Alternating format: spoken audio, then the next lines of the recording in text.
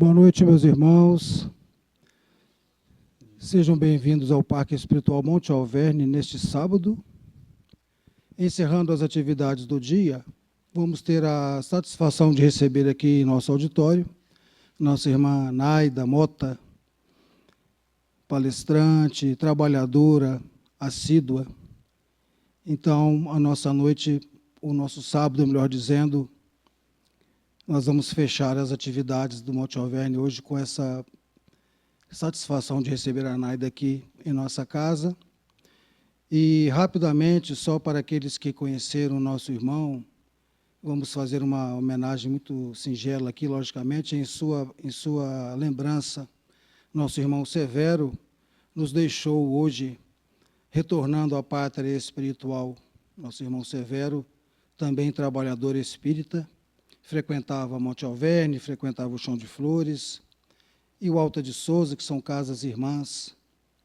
Então, fica a nossa lembrança em público para o nosso irmão que possa estar sendo abençoado nestes momentos de retorno à pátria espiritual.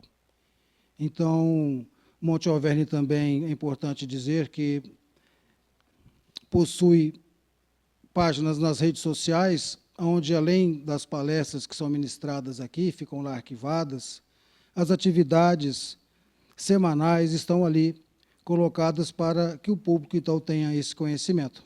Qualquer dúvida, estamos aqui à disposição para tirá-las. Então, temos as páginas no Instagram, no Facebook, no YouTube. As palestras ficam lá, basta digitar palestras MA maiúsculo, na página do YouTube, que estarão lá as palestras reservadas. Então, é uma satisfação grande ter o nosso auditório hoje repleto de irmãos que vieram aqui ter conosco, observar esses ensinamentos. O tema da palestra da Naida é um tema gostoso de nós aprendermos, né? O renascimento.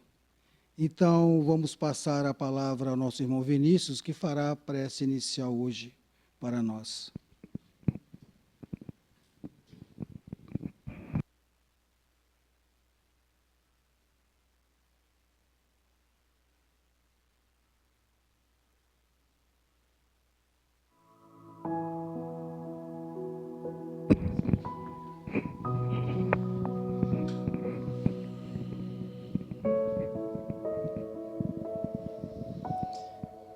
E disse Meimei, a oração é o meio de comunhão imediata com o nosso Criador. Nesse momento, vamos elevar os nossos pensamentos aos céus, harmonizando a nossa mente, abrindo os nossos corações. E nesse momento, Senhor, luz do mundo, agradecemos pela oportunidade de mais uma noite nos encontrarmos aqui. Agradecemos aos nossos companheiros espirituais que tanto nos querem bem, nos acompanham, nos fortalecem, nos protege, diariamente nos intui. Querido amigo e mestre Jesus, que esta noite, assim como todas as outras, traga às nossas consciências os ensinamentos, as lições, o aprimoramento, para que assim possamos, Senhor, aproveitar essa oportunidade iluminativa, essa oportunidade de nos aprimorarmos cada vez mais e nos alinharmos com o bem, na tarefa do bem, como ferramenta de luz. Querido amigo, nesse momento, agradecemos e pedimos também em favor dos nossos lares e de todos que estamos aqui, encarnados e desencarnados, e também daqueles, Senhor, que não puderam estar, por qualquer que seja o motivo. Mais uma vez que possamos, Senhor, seguir sob Tua proteção e amparo, hoje e sempre, que assim seja.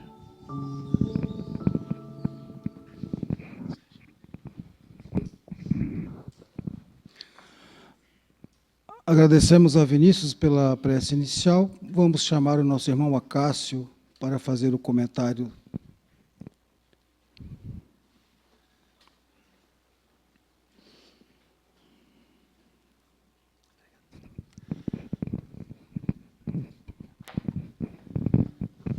Caríssimos irmãos e irmãs, boa noite. A nossa leitura inicial, intitulada Caridade, é do livro Minutos de Luz, pelo Espírito de Pastorino, e a psicografia do fundador desta casa, Ariston Teles. Caridade. Ser caridoso é ser útil ou benéfico a si mesmo. A caridade bem entendida é Deus distribuindo amor pelas nossas mãos. A vida sem caridade lembra planta ressequida, sem luz e sem água. Caridade não é apenas esmola. É também esmola, mas sua significação é mais profunda.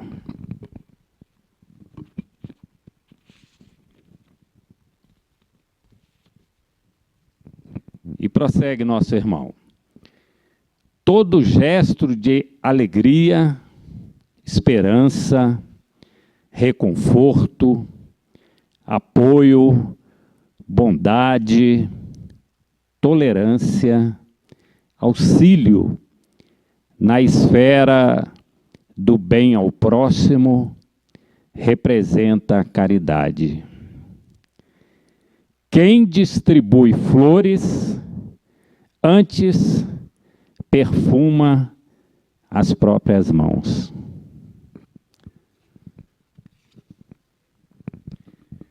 Caríssimos irmãos e irmãs, abrindo ao acaso, essa nossa leitura introdutória da nossa reunião de hoje, nós sabemos que o acaso não existe. Eu me recordei que, há alguns dias atrás, eu li uma mensagem muito sintética de uma irmã, Cláudia Schmidt, lá do Rio Grande do Sul, onde ela sintetiza uma síntese sobre caridade. Ela recorre ao Livro dos Espíritos e tece ali vários comentários sobre os diversos tipos de caridade. À primeira vista, quando se diz em caridade, logo se pressupõe doar alguma coisa, a caridade material, fazer alguma coisa em benefício de alguém. Mas nós temos também a caridade moral, aquela caridade de ouvir, muitas vezes silenciar, em respeito àquilo que estamos ouvindo, levar uma palavra de consolo, uma orientação para uma alma aflita. E também, como diz aqui a nossa lição aqui, a esmola é caridade? Sim. Mas não é dar uma esmola simplesmente para se livrar daquele pedinte que está nos incomodando. Fazer isso com amor. Fazer essa doação com coração aberto. Não para se ver livre daquele irmão que está ali nos pedindo algo. E tem uma máxima do Espiritismo, de Allan Kardec, que diz que fora da caridade não há salvação. Mas é essa caridade, irmãos, não é só aquela caridade de doar algo, doar aquilo que nos está sobrando, que não nos faz falta. Mas também, e principalmente, aquela caridade moral, de ouvir, de orientar, de consolar aqueles aflitos, aqueles corações aflitos que nos procuram. Então, essa é nosso breve comentário a respeito dessa nossa leitura introdutória da nossa reunião da noite de hoje. Muito obrigado.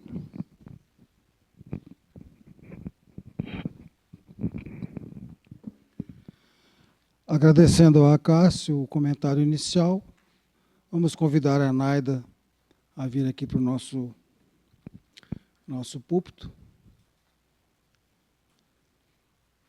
Agradecendo mais uma vez, irmã, sua presença conosco aqui, que sejamos aí agraciados com a sua exposição.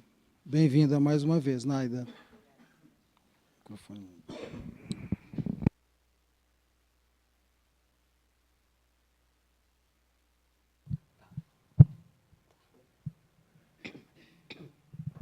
Boa noite a todos.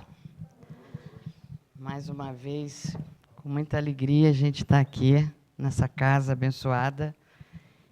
E agradeço o convite a Isa, Sérgio, Renato, enfim, a espiritualidade aqui presente conosco, nossa reverência e gratidão. Então, hoje nós vamos fazer uma abordagem sobre o reino de Deus, né? O reino de Deus foi um dos temas que Jesus mais abordou nas suas parábolas, nas suas pregações. Porque ele falando sobre o reino de Deus, o objetivo era ensinar-nos a encontrarmos esse reino de Deus. Essa era a proposta que toda a humanidade precisaria saber como fazer, como buscar. E ele dizia que deveria ser a busca mais sagrada de cada um de nós. Então, nós temos essa colocação dele, né, através de João, do capítulo 3, versículo 3, onde ele trouxe assim: ninguém pode ver o reino de Deus se não nascer de novo. Isso foi uma resposta que consta no Evangelho, mas a gente não sabia qual era a pergunta. Nós tínhamos essa colocação, essa resposta, e através de Humberto de Campos, da mediunidade dele, a pergunta foi trazida, né, para nós compreendermos o que gerou essa resposta. Então, essa resposta veio a Nicodemos. Nicodemos era um fariseu de sabedoria, de inteligência, de conhecedor profundo das leis, mas ele buscava o reino de Deus e não sabia como alcançar. E dentre os fariseus da época, eles não gostavam de Jesus, né? Mas Nicodemos tinha fé naquilo que Jesus explicava. Então, essa cena aqui foi um dia à noite, escondido, que ele foi conversar com Jesus. E onde nós descobrimos, através de Humberto de Campos, a pergunta que foi feita. Sérgio, me ajuda aqui. Ô, Milton.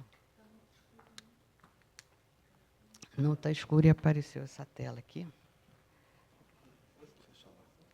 Apareceu uma telinha aqui de autocorreção do Norton, do antivírus.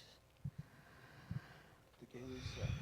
O negócio que para eu ler aqui está difícil. Pode ter uma luzinha aqui para mim?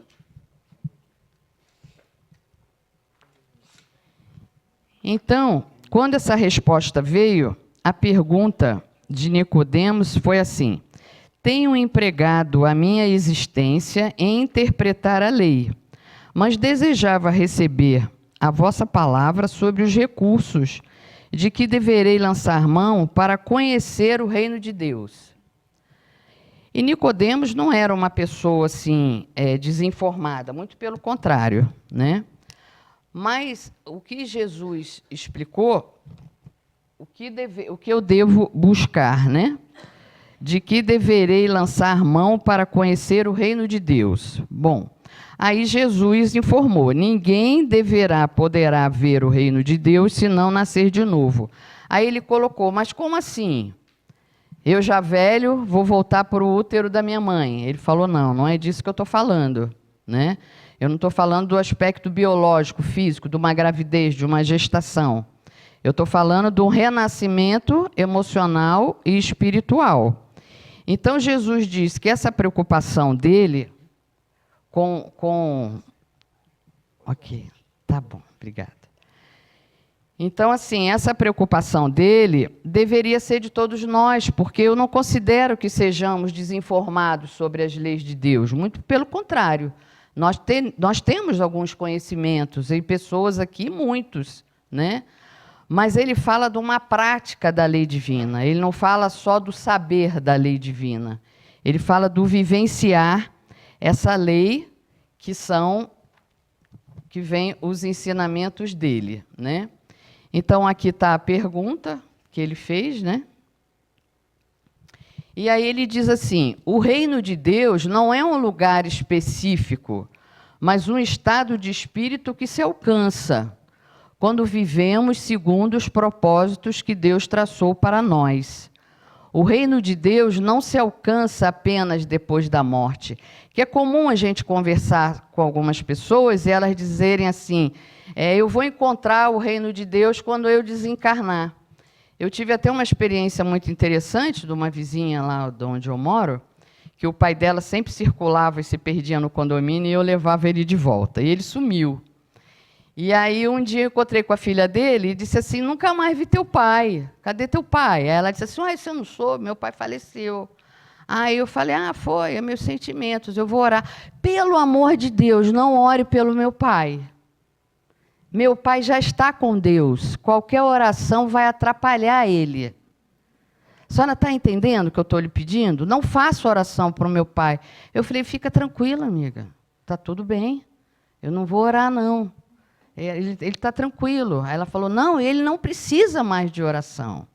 Então, essa visão dessa linha, que é de crença dessa senhora, é essa visão que a gente vai alcançar o reino de Deus após a minha morte, e a partir dali eu não tenho mais necessidade nenhuma. Mas nós, da doutrina espírita, não pensamos assim. Nós pensamos que esse reino de Deus ele é construído dia a dia dentro de nós. O caminho do reino de Deus, aonde ele habita, que Deus não habita dentro de nós, nós não somos co-criadores, nós não somos filhos de Deus.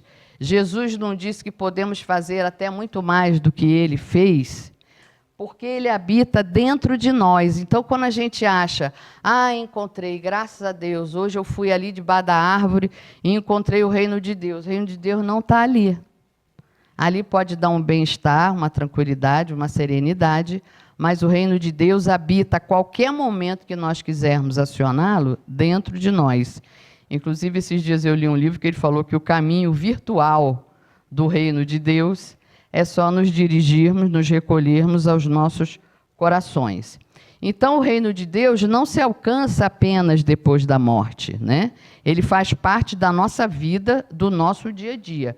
Por isso que o título é recomeçar, é renascer. A qualquer momento nós podemos renascer. É só despertarmos e compreendermos aonde ele está e como fazemos para alcançá-lo. O reino de Deus é acessível a todos nós, quando vivemos em consonância com a lei divina, que o preceito supremo, qual é da lei divina? Não é a lei do amor? Não é amar ao próximo como a nós mesmos? Então, no momento que você aciona essa lei, nós já estamos no caminho do reino de Deus. Porque isso foi a única coisa que ele pediu. Então, se nós estamos nessa direção, nesse alinhamento com amor, com a caridade, conforme a lição inicial nos trouxe, nós estaremos a caminho desse reino. Mas nós temos impedimentos do alcance do reino, que nós vamos ver. E nós temos caminhos que facilitam que a gente busque o reino de Deus. Porque o reino de Deus, na verdade, né, nada mais é do que o encontro da perfeição com Deus. Não é por isso que a gente encarna, desencarna, morre e vive de novo, que são os renascimentos da nossa reencarnação, que a nossa doutrina nos traz, cada renascimento desse é uma busca no processo evolutivo que nós temos do reino de Deus. Por que Jesus e Deus eram um só? Porque um estava completamente afinado com o que Deus pediu. Então, quando houve essa unidade, houve o encontro do reino de Deus. Deus começa a habitar nesse nível de perfeição. Mas como nós somos ainda imperfeitos, nós precisamos estar nessa busca contínua e progressiva, nesse processo, né? Então, esse é o caminho da busca, não é de um dia para o outro também, né? Quando nos afastamos do amor, ficamos fora da sintonia com o reino. Por quê? Porque o princípio maior da lei de Deus é a lei do amor, né? Então, se eu me afasto da lei, eu me distancio do reino. Implicará para nós a experiência da dor e do sofrimento. Eu li uma colocação de um autor esses dias muito interessante. Ele fez uma comparação da busca do reino de Deus, dessa aproximação ou distanciamento, com as leis de trânsito.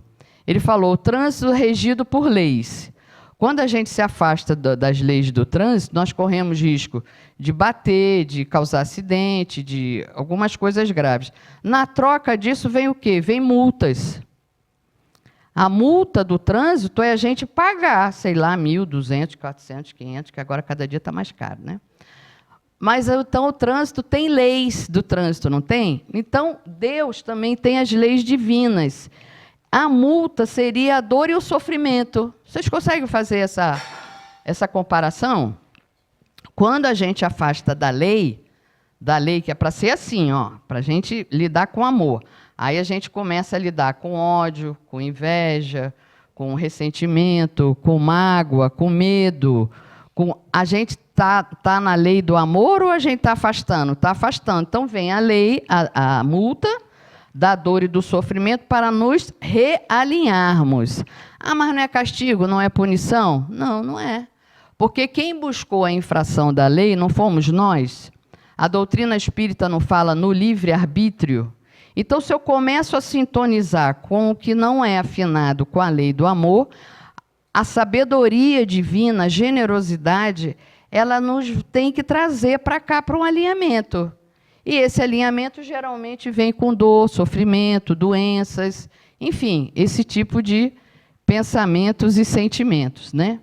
Nascer de novo é renascimento emocional e espiritual, dependendo do nosso esforço, vontade, atitude, luta contra nossas más tendências de forma paulatina, progressiva, no dia a dia, nos relacionamentos. É uma construção.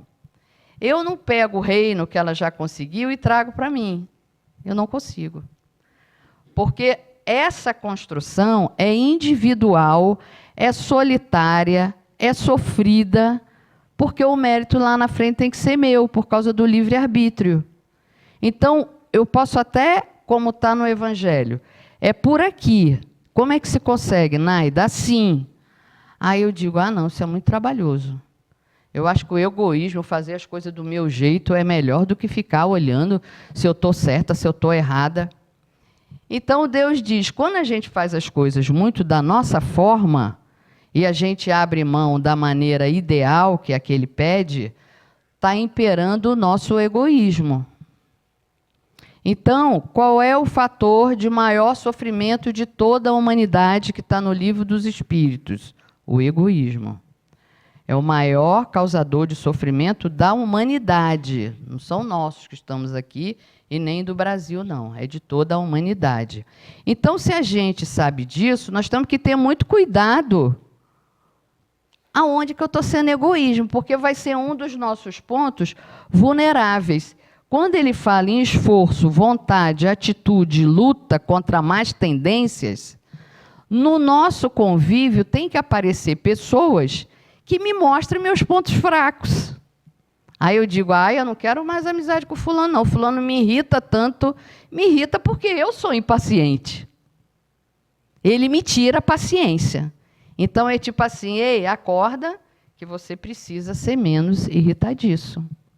Ah, eu não gosto de ir para o trânsito, porque o trânsito me tira, ainda me estressa. Falei, você precisa ir para o trânsito, porque você precisa se exercitar. E quando eu não identifico as minhas más tendências, os meus pontos fracos, eu não olho para eles para cuidar.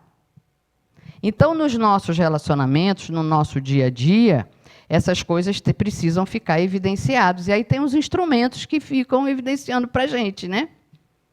E a gente não gosta. Hoje é dia da minha faxineira, o dia estressante. Tem que perguntar por que ela estressa tanto, por que ela tira tanto sua paciência. O problema é dela ou é seu? Sabe? A gente tem que parar, olhar e se perguntar, porque senão toda semana eu vou ficar irritada com a pobre da companheira. Né? Então, quando a gente fala de livre-arbítrio, eu estou optando por fazer a coisa correta ou deixar para lá, não tem problema. Deus é misericordioso. Ele perdoa a gente sempre. Está aí a reencarnação. Então, precisamos deixar morrer em nós esses sentimentos, esses pontos fracos, negativos que estejam atrapalhando o nosso progresso. Então, tem os entraves e tem os facilitadores. Quem são os entraves? Mágoas, ódio, culpa, medo, ressentimento e traumas. Nós estamos no mundo aqui dos encarnados, é um mundo que está muito difícil, está muito sofrido, está com muita luta. Educar filho hoje, estava conversando com o Renato ali quando eu cheguei, está mais difícil. Mas eu digo, será que está? Eu acho que na minha época foi mais fácil. Meu pai e minha mãe olhavam assim, a gente já sabia que era para sentar e parar de fazer o que estava fazendo. Hoje você manda parar, você briga, você fala. Ele diz, eu vou continuar fazendo.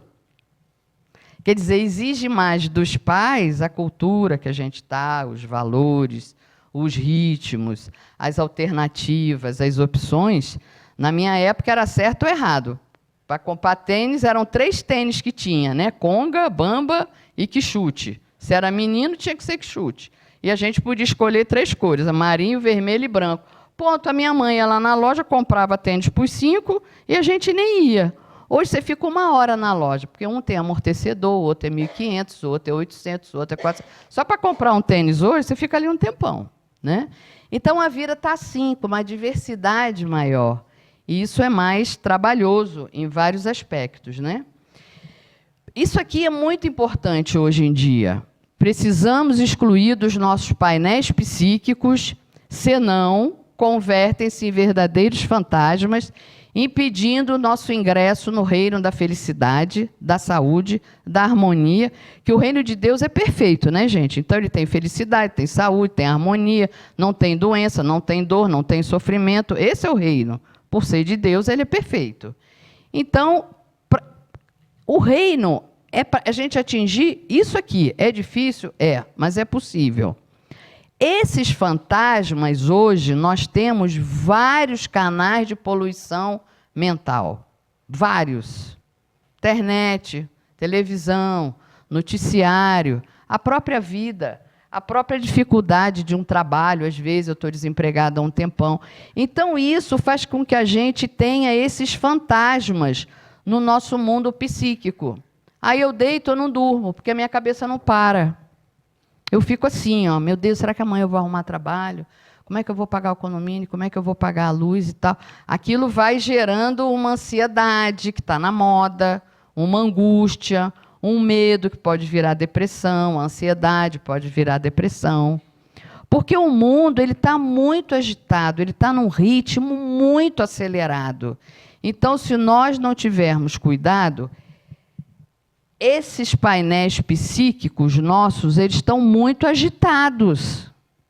Mas como é que eu faço para parar? Aí vem o esforço. Vem o esforço. Porque senão isso começa a ficar de novo. Eu estou fazendo comida, mas estou pensando. Daqui a pouco eu vou ter que pagar não sei o quê e não tenho dinheiro. E eu estou fazendo comida. Né? Ou eu estou dirigindo. Eu vou chegar, amanhã vence não sei o quê e eu não consigo. Eu vou ter que levar a menina hoje para o colégio, porque me chamaram lá. O menino já está aprontando todo dia, amanhã aprontou também. Então, a minha cabeça, se eu ficar nesse ritmo de demanda, eu não paro. Eu não descanso. Eu não relaxo. E eu tenho que ter as minhas estratégias de luta, de determinação, porque senão eu não consigo preservar a minha saúde física, mental e espiritual. Ah, por que espiritual? Porque se eu fico emocionalmente desalinhada, e espiritualmente os companheiros conectam comigo. Mas não tenhamos dúvida disso. Eu abro um campo de perturbação, de angústia, ou de medo, ou até de pânico, ou de insônia, ou de um cansaço que não passa, e a minha psicosfera espiritual, ela fica vulnerável, ela fica aberta.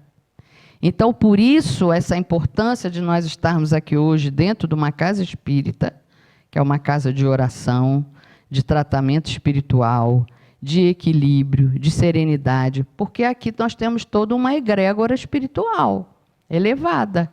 Por isso que ela sustenta espiritualmente uma casa espírita. Que aqui existe este aparato espiritual. E eu preciso entender que nessa correria toda que a minha vida está... Pois não. Um aparato que não existe na medicina convencional, nos hospitais. Ainda não, né, Sérgio? É verdade. Então, assim, a gente diz assim, essa vida aqui encarnada, ela tem tudo, nós temos tudo aqui, mas nem tudo devemos. Ou eu preciso parar e fazer algumas reflexões para ver o que eu posso fazer para eu sair desse redemoinho que eu vivo. É difícil? É. Porque eu estou no meio do vendaval e eu não posso deixar que o vendaval me envolva. É um esforço grande? Não tenha dúvida. Mas aí entra a parte da espiritualidade. Eu tenho que ter, pelo menos, vamos dizer assim, durante o dia, 15, 20 minutos para mim. Para eu não fazer nada. Ou eu para fazer o que eu gosto, o que me dá prazer. Eu preciso ter isso, porque isso é que vai preservar o meu equilíbrio, a minha saúde, a minha sanidade, que hoje... Por que a gente está falando hoje tanto em sanidade mental? Porque é o que está faltando. Nunca se tomou tanto remédio, nunca se teve tanta dificuldade de dormir, de conversar, de ouvir, de chegar num restaurante com a família, ninguém mexer no celular. Enquanto a gente espera o prato hoje, cada um pega o seu. Será que não tem assunto? Tem assunto, mas eu prefiro o meu celular, que hoje é um dos grandes agentes de isolamento.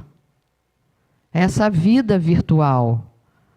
Tem menino hoje de 13, de 14, eu lembro que eu tinha patota na rua, como a gente chamava lá no Rio de Janeiro, de brincar de tudo. Hoje a meninada diz assim, não, eu não tenho nenhum amigo. Mas por que você não tem? Porque eu tenho os 200 no meu Facebook. Aí a gente se pergunta, é amigo no Facebook? As pesquisas hoje de saúde dizem que a gente tem que se ver, se olhar, conversar, principalmente idoso, né? Eu hoje sou uma idosa de excelência. Então, eu gosto de conversar, eu gosto de encontrar, eu gosto de tomar sorvete, né, Vilma? A gente come pizza, a gente faz fofoca, fala mal dos outros, fala tudo quem tem direito. Mas naquele momento ali, ninguém está pensando bobagem. Mas se eu não tenho amigos, se eu não tenho com quem sair, se eu não tenho aonde ir, eu estou refém dessa parte psíquica, desse painel, que ele começa a me absorver de uma maneira que ontem mesmo eu soube de uma amiga lá do Rio, ela está praticamente a minha idade, e eles fizeram lá um lanche e ela só ficou no celular. No lanche, amigas de 40 anos, de 30 anos, aí chamavam ela dizia, não, eu estou bem aqui. E não comeu com ninguém, não conversou com ninguém, está começando já um transtorno mental. E nesse isolamento para qualquer pessoa já não é bom, mas para idoso é pior ainda, né? As portas se abrem com essas chaves, as portas para o reino, para a nossa saúde, para a nossa alegria, felicidade, harmonia, paz. A chave do perdão, da caridade e do amor. Então, um termômetro para a gente se autoavaliar como é que eu estou com relação a essa aproximação desse estado de plenitude, que é o reino de Deus, eu posso avaliar esses 3 itens. Eu guardo rancor, ressentimento, mágoa, eu odeio alguém. Você precisa se ligar um pouco mais com o perdão. Porque o perdão, ele corrói a gente. É igual culpa, é igual medo, é igual ansiedade, é igual angústia, né? Então, as portas que abrem para essa plenitude começam com perdão, caridade e amor. Deus é Pai amoroso, que jamais desiste de nós, nos concederá tantas experiências quantas forem necessárias para que possamos nascer de novo. Essa é uma benção da doutrina espírita. Porque quando fala em nascer de novo, reencarnações são renascimentos. Com todo perdão, mas eu passei a minha vida, eu só fiz besteira na minha vida. Tem jeito. Vai ter perdão. Você vai vir para reparar, você vai vir para resgatar tudo que você acha que você não fez bem. Por isso que a gente tem que renascer como criança no início. Para vir com tudo praticamente apagado, zerado, e a gente dar continuidade a esse ciclo de vida, que é onde a morte faz parte. Hoje perdemos um amigo, mas com o nosso conhecimento da doutrina, né, Isa, a gente consegue encarar isso. Quer dizer, ele estava doente, teve o descanso desse corpo físico de tanta luta que ele passou. Porque na vida espiritual, o corpo adoecido, a roupa fica aqui. Ela não vai. Então lá a gente vai se libertar. Vai consertar o restinho que ficou na parte espiritual, daqui a pouco ele vai seguir de novo. Vai vir uma outra reencarnação, né? Então, Deus é Pai amoroso que jamais desiste de nós, nos concederá tantas experiências quantas forem necessárias para que possamos nascer de novo. Nós vamos nascer de novo até que essa plenitude do reino espiritual a gente alcance. Essa é uma grande sabedoria divina. As reencarnações, agora, mas por que um reencarna 500 vezes e o outro só 150? Depende do esforço de cada um. E tem assim, Nária, você um dia falou que o espírito é eterno, então eu não tenho pressa. Não é uma boa estratégia de eu achar que eu vou encarnar, então que eu não tenho pressa para nada. Precisamos fazer o máximo que pudermos em cada reencarnação. E não nos acomodarmos por termos o privilégio da reencarnação. Mesmo que tenhamos desperdiçado uma vida inteira em equívocos de toda ordem, nasceremos de novo pela reencarnação, com novas oportunidades para refazer as experiências mal sucedidas, né? Hoje eu atendo num centro espírita que chama Chão de Flores, lá no Denox, não sei se todo mundo conhece, em Sobradinho 2. É uma região muito conturbada daqui de Brasília, né? Muitas infrações, lá tem um ponto de tráfico de droga muito forte, né? Hoje mesmo eu atendi uma mãe que o rapaz saiu em saidinha com um semiaberto e surtou, porque lá eles misturam muito cocaína com álcool, né? E aí surtam e demoram a voltar. Nesse período do surto, eles cometem mais infrações graves, né? Ou usa faca, ou até crimes mesmo, né? E aí ele foi preso hoje de novo e perdeu os benefícios que tinha recebido. Então, isso lá é uma constante. A gente pode dizer que nós moramos numa região meio privilegiada aqui do Grande Colorado, né? Porque podemos ter um vizinho com um filho preso? Podemos. Mas eu acho que não com a regularidade do Denox. Eu tenho uma senhora lá que ela tem 3 filhos presos, né? Ela disse, mas Naida, ele nunca foi boa coisa, desde pequenininho. Quer dizer, boa coisa, uma coisa até antiga, né? E aí ele começou a se envolver aqui com dinheiro, com tráfico, com não sei o quê. Eu sei que eu estou com meus 3 filhos presos. Ela falou, você acha que eu errei em algum momento? Falei, qual a idade deles? Ah, um tem 32, o outro tem 29 e o outro acho que tem 34. Eu falei, são todos adultos, né? Então, quando a gente lida com adultos, cada um é responsável pela sua caminhada. Nós falamos ali do esforço, da vontade, do livre-arbítrio da doutrina. Mas essa mãe já carrega uma culpa, como a de hoje também conversando comigo, porque ela chamou a PM, e a PM levou, e que um dia ele vai dizer para ela que eu sou uma péssima mãe. Aí ela chegou nesse desespero dessa ideia, né? Aí eu comecei a trabalhar a responsabilidade de cada um. Ele sabia que ele não podia usar droga, ele foi preso por isso, mas os amigos foram lá. Então, o que a gente percebe? Que todas as experiências que a gente tiver, mesmo que a gente perca uma encarnação inteira fazendo coisas que não foram boas, né? Nós vamos ter como refazer essas experiências mal-sucedidas. Não tenham dúvida disso, né?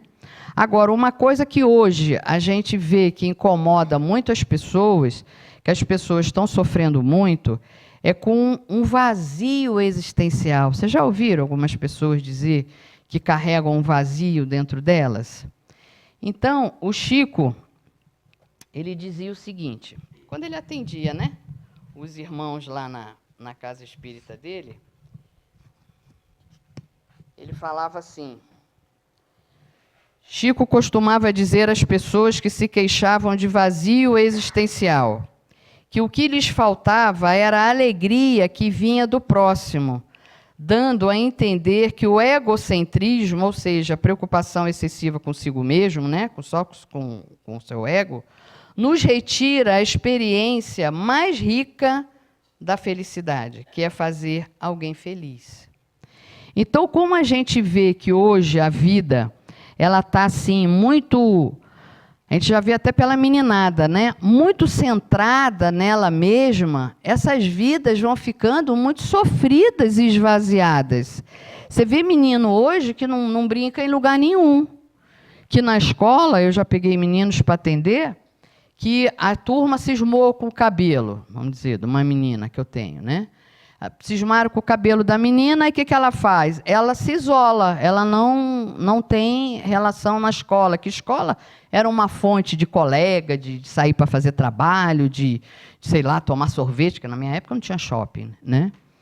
Então, essa meninada vai passar por essa fase da adolescência, que é a época de construir amigos e ter companhia, vai ficar um adulto isolado. Eu tenho amigo hoje do meu primário. Eu vou ao Rio, a gente se encontra. É a mais antiga que eu tenho, que os outros é de ginásio, científico e faculdade. Mas eu tenho amigo de primário. Mas na nossa época existia essa coisa do convívio. E Chico nos traz, e a doutrina espírita também, que é no convívio que exercitamos a nossa evolução espiritual. Então, a gente já começa a ver o que vem pelas gerações futuras, com pessoas isoladas. Idosos se isolam hoje, mas às vezes é pela circunstância. Ou está num abrigo, não conversam.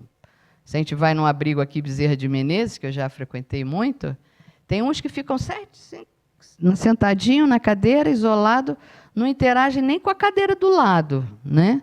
Mas é a fase que ele já se encontra. E a família abandona. Então, se a gente pensa hoje na dinâmica familiar, como está hoje, está difícil também com o idoso. Eu tenho idoso aqui, tio de um amigo meu, que ela paga R$9.000 por mês para ficar num quarto com 3 idosos. Tem fila de espera. E tem o quarto que é para ficar um idoso só. Paga 12, também não tem vaga. Aí, quando a gente vai lá na visita, né, que teve festa junina e tal, no final do ano, as famílias encostam com o motorista, com pessoas assim da família que a gente vê que é do nível socioeconômico privilegiado, mas aí eles falam, não, eles vieram porque é festa, porque já tem uns meses que não vem ninguém. Então, esta dinâmica familiar dessas novas gerações vão ser por aí. Porque na minha geração, meus pais morreram conosco, meus avós morreram conosco, tio também, conosco assim, com assistência da família. Adoeceram, foram para o hospital, faleceram no hospital. Mas nós não usamos o recurso de casa de idoso, né? Hoje, aqui em Brasília, se for uma casa totalmente pública ou mista, é 40, 50 pessoas para esperar a vaga. Então, o que a gente conclui? Que esses idosos não ficam hoje na família. E eu lembro que, quando eu era pequena, a gente ouvia assim, vocês têm que casar, que vocês têm que ter família, porque vocês vão ter quem cuide, para cuidar de vocês. Porque senão vocês vão ficar sozinhos. Então vocês precisam casar. E a gente dizia assim, vamos casar então, tem que casar, né? Porque senão a gente vai ficar sozinho. Eu vou no abrigo hoje, eles têm bisnetos, eles têm netos, eles têm vários filhos e não tem uma visita. Então essa equação da minha infância caiu. Ela não está mais em vigor. Não há garantia de que, se você casa, que você tem filho, que você tem neto e bisneto, que você vai ter quem cuide. Não tem. Eu tive no hospital de apoio essa semana, né, onde o colega trabalha, um trabalho belíssimo ali, que eu não conhecia. E tem pacientes ali, todos têm família, não são abandonados, mas assim, a minha irmã trabalha, a minha outra irmã também trabalha, ela está no expediente, ela não pode ficar comigo. Um ou outro tinha acompanhante, mas eles acho que têm mais fim de semana, que é quando há a disponibilidade da família. E na minha época, minha mãe nunca trabalhou. Então a gente ficava em casa o dia todo, com mãe, com a avó, só saía meu pai para trabalhar. E nada fica à mercê de cuidador, ou de empregado, ou da vizinha, ou sei lá de quem, que é onde hoje o mundo, muitas coisas estão ocorrendo, né? Então, quando a gente fala desse reino de Deus, a gente está falando de amor. E amor tem que ser um foco de reflexão que nós estamos fazendo aqui, porque está comprometido. Em função dessa vida de hoje, de vigorar o egoísmo, a vaidade e o orgulho. Eu lembrei, quando o companheiro leu ali a mensagem, ele diz, Jesus diz, que não adianta, às vezes, a gente fazer a caridade se a nossa intenção não está de acordo com aquela caridade. Eu posso estar entregando uma comida na rua de mau humor, com raiva. É a minha tarefa, mas eu hoje não estou num bom dia para entregar comida. Ou eu não gosto de fazer alguma coisa com idoso e eu tenho 2 idosos dentro da minha casa. Ou eu tenho uma pessoa com alguma debilidade, né, companheira? Às vezes a gente se irrita, porque a gente é gente. A gente não é perfeito. Nós não estamos ainda habitando o reino de Deus. Nós estamos no caminhar, como a doutrina diz. Aquele que está no caminho já está avançando, com consciência, com o esforço, com a busca. Então, essa coisa do amor hoje na criação, desses miúdos aí, esses dias eu conversei com um casal que disse que leva as crianças em abrigo de criança abandonada. Eu achei o máximo, porque isso é muito importante. Isso é um valor de família. Eu já tive em escolas também que trabalhavam com essas visitações a idosos e crianças. Isso desperta lá embaixo a solidariedade, a caridade, a humildade, o dividir. Criança que não tem nada, que ele catou coisa deles e foi levar. Como ela falou, eu digo, cata aí coisa que vocês não vestem, que a gente... Mas, mãe, aquele meu tênis também? Aí ela perguntou, e você tem usado aquele seu tênis? Não, porque eu ganhei o novo, então você vai pegar o velho que nós vamos levar. Isso é um exercício na base, que é o que a gente precisa disso hoje. A gente precisa trabalhar a solidariedade, porque isso está em falta. Eu passo na rua, eu vejo alguém caindo, às vezes eu vejo uns vídeos ali na internet, interessantes, que eles fazem para, acho que para ter like, né? Aí ele fingiu que estava com a muleta, caiu, a maioria passou por cima. Aí passou uma adolescente e perguntou, você quer ajuda? Aí ele falou, quero. Aí daqui a pouco ele fica em pé, joga a mulher de lado e fala, não, é um filme que eu estou fazendo. E você ganhou não sei o que lá, e dá um não sei o que para a garota. Mas aquilo é a vida. O sofrimento do outro não está mais me tocando. Antigamente a gente se tocava muito com o vizinho, que está passando necessidade, todo mundo vai lá. Hoje não sei não. Então é só isso que Deus pediu para a gente, que a gente ame o próximo como a nós mesmos. E ele fala do esforço de cada um, está tudo disponível. A gente pergunta, como esse livro que eu estou lendo, ele diz assim, mas se tudo é perfeito, se Deus habita em nós, se tudo a gente consegue, por que tem tanta gente sofrendo? Porque é a persistência que o livro dos Espíritos fala, do egoísmo, da vaidade e do orgulho. Como Jesus diz, a parte externa não conta para você chegar lá, não, porque eu era filho de alguém quando eu estava encarnado. Não tem valor, não vai pontuar. A pontuação é o que você construiu para o seu espírito. Como ele diz, o meu cargo fica, os meus familiares ficam, a minha casa fica, o meu carro fica, as roupas preferidas suas vai ficar. E se morrer de repente, não dá nem tempo de se preparar. Porque quando a morte é devagar, ele diz, olha, dá isso aqui para os outros, faz uma maleta aí, dá no hospital que eu não vou usar mais. Mas quando é assim, ó, dormiu hoje, não acordou amanhã, não tem nem como selecionar nada. Aí fica lá, como tem o livro Voltei, né, Isa, que traz para a gente, do Frederico Figner, e ele era presidente de casa espírita, era da federação, e chegou lá, a luz de todos os companheiros espíritas de renome brilhou, a dele não brilhava com nada. E ele ficou apavorado, ele falou, mas eu era de casa espírita, eu era palestrante, eu fazia caridade. Como é que ele fez? Foi o que contou lá. Eu posso dizer, eu gosto de fazer, eu gosto de visitar o hospital, mas com que sentimento que eu vou? Porque não basta o ir, não basta o dar comida, como o companheiro falou. É o como eu estou fazendo. Como? É o como que eu vou levar. Então, essa reflexão do reino de Deus que a gente trouxe hoje aqui, é nesse sentido, é o que eu estou fazendo por mim. Porque eu posso fazer pelo outro, mas Jesus pergunta, e o que você está fazendo por você? Porque não tem caridade verdadeira pelo outro se eu não tenho comigo. Eu preciso estar em paz comigo, senão eu não faço de boa vontade, eu não faço com amor, com carinho, com entendimento, com consciência das coisas, eu não faço. Eu faço por fazer, porque disse que é para eu fazer, então eu vou fazer.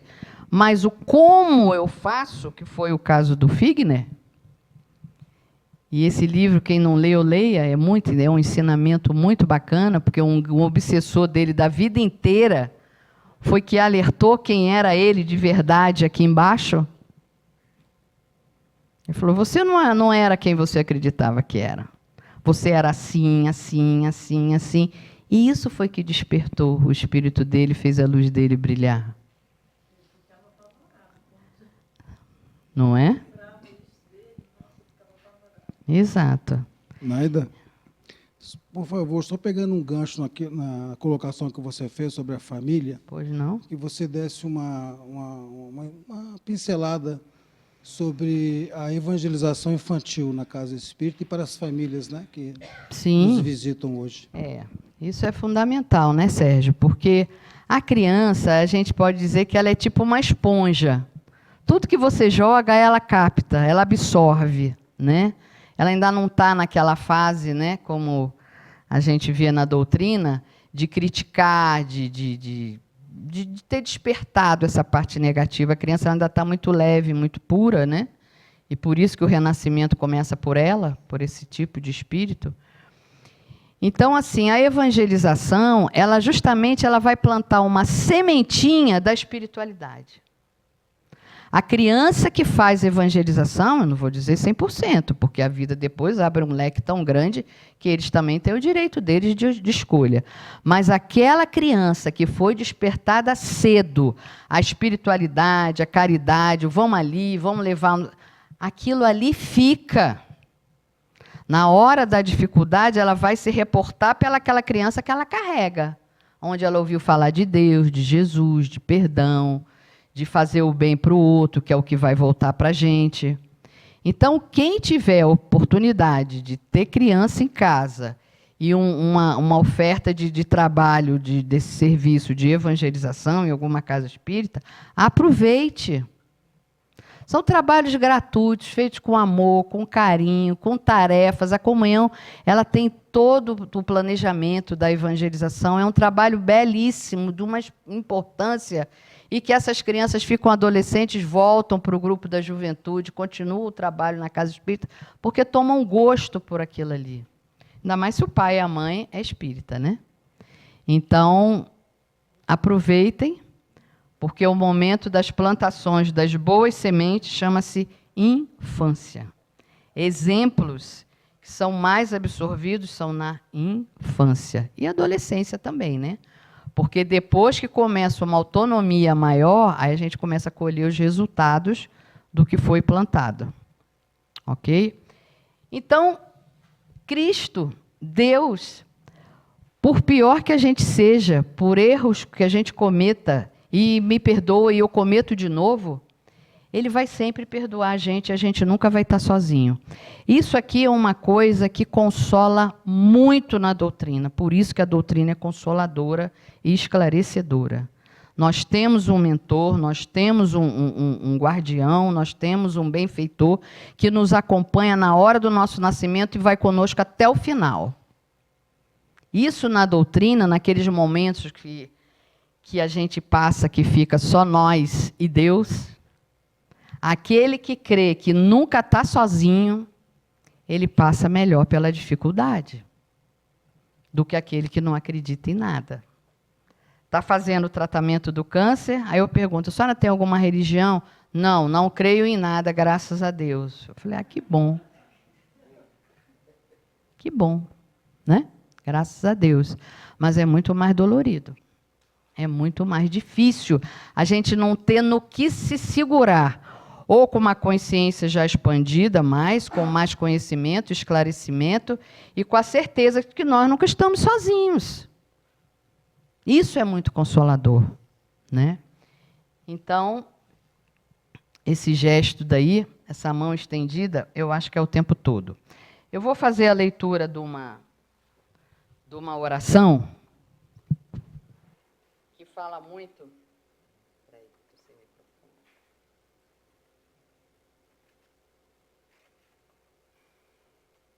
Fala bem dos que a gente acabou de conversar. Que diz assim, porque na hora do sufoco nós não podemos esquecer que nós temos o recurso da oração, viu? Tem gente que diz, Naida, na hora que o bicho pega, nem orar eu lembro. Falei, mas é bom lembrar. Porque aquilo ali tem um poder muito grande. Não, eu tenho tanto medo, eu tenho medo de morrer que eu nem lembro de Deus. Falei, mas é nessa hora quem tem que lembrar. Então ele diz assim, Jesus. Deixa eu ver, acho que eu botei aqui. Se vocês quiserem acompanhar a oração. Jesus, aqui me encontro ferido por tantos fracassos, como todos nós, cansado de experimentar desilusões. Seu evangelho fala repetidas vezes sobre o reino de Deus, onde imagino que deve haver paz e amor, e eu ainda me sinto fora desse reino. Sei que você me convida a entrar, mas vejo que a porta de entrada é estreita e baixa, pequenininha. E hoje aprendi que a porta é estreita para que somente os humildes passem por ela, porque, via de regra, os orgulhosos carregam muitas coisas desnecessárias consigo. Geralmente estão cheios de si e não conseguem passar pela porta estreita. E a porta também é baixa. Somente uma criança consegue passar por ela. Meu eu adulto não passa. Teria de engatinhar como criança para entrar. Por isso, mestre amado, descobri que preciso fazer uma cirurgia espiritual para diminuir meu peso e minha estatura. Preciso extirpar o orgulho de mim para me tornar humilde retirando a prepotência e a arrogância que não me deixaram passar pela porta do reino do céu. E preciso fazer um trabalho de rejuvenescimento para voltar a ser como uma criança. Só assim serei admitido no reino do Pai. Seja meu cirurgião, amigo Jesus. Ajude-me a nascer de novo para a vida, a felicidade e o amor. Eu preciso, quero, mas preciso da sua mão. Assim seja. Então, gente, vamos lançar a mão desse pedido de ajuda que vem sempre. Quem ora, quem tem fé, é atendido. E a vida hoje está nos momentos de muita dor, muito sofrimento, muito desespero, muito suicídio, muita desistência e abandono da vida. Eu não creio mais em ninguém, eu não tenho mais esperança de nada. Mas o reino de Deus habita dentro de nós. Deus está conosco o tempo todo, bem aqui pertinho. Não precisa ir longe buscar. Agora, recolham-se, acalmem-se, tranquilizem, leiam, orem, mantenham a fé, que está tudo ao nosso alcance. Tá bom? Boa noite, obrigado pela atenção e fiquem com Deus.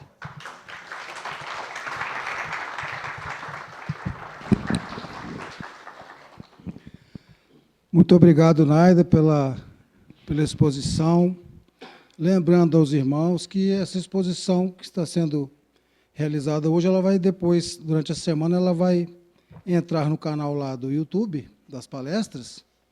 Então, fica aí a dica, não só a de hoje, para nós revermos, como as outras palestras também ministradas aqui no Monte Alverne. Nós agradecemos de coração a Naida aqui hoje e a todos vocês também que se dispuseram a vir nos visitar. Acredito que a nossa estada aqui está sendo muito, muito boa, muito importante, abençoada mesmo para nossas famílias, né?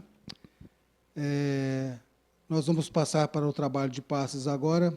Convocamos aos médiuns presentes que possam nos ajudar ali. E, desde já, então, desejando a todos um ótimo fim de semana, com muita proteção de Deus, de Jesus, o nosso grande médico, o nosso grande amigo de todos os momentos. E também convidamos os irmãos a participar da prece final lá dentro da cabine de passes. Tá bom? Que Jesus nos abençoe a todos. Que assim seja, meus irmãos.